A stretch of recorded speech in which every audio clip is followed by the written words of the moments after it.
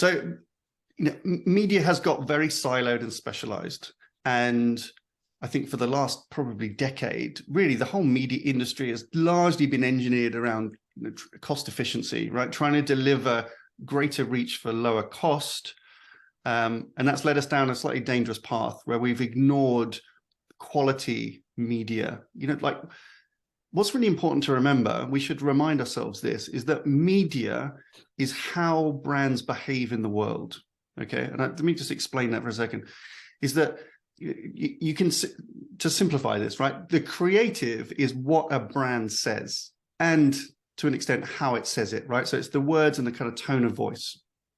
Media is how brands behave in the world, and that's really important. Like in any human communication, right? Our body language and how we behave really gives people an impression of who we are. And so media really is important to brands. Like we forget that sometimes. We think that it's at the end, somehow the end of the chain. It's the execution, it's the implementation. It's fundamental to the way our customers think of brands. And brands exist in our heads. They're not logos or things that sit on a balance sheet. Brands exist in the minds of our customers and our consumers. So how you apply media money, how you invest in where that brand's going to show up in the world is really important in the perception of that brand. We have to remind ourselves and kind of root ourselves in this. So, media decisions have a great impact on the brand perception. So therefore, good quality media and the context and the placement and the craft of media planning, right? Which I get scared that we're losing sometimes, that craft of media planning is really important to support the brands longer term. Okay, this is not just an execution, it's a strategic initiative to support brands and grow brands. So the first thing is marketers want quality.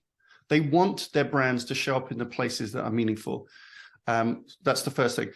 And secondly, there's a sustainability issue really with the media industry. If we keep going down this path of media being a commodity, a commodity play, that it's about delivering vast number of impressions for the lowest possible cost, the media industry is going to lose its value.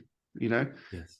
It will cease to be we will cease to be kind of good strategic partners for our marketing clients, and we will be solely in the execution business. So there's a benefit, I think, I don't want to over dramatize, but a slight existential kind of challenge here for the media industry is that we have to make it sustainable.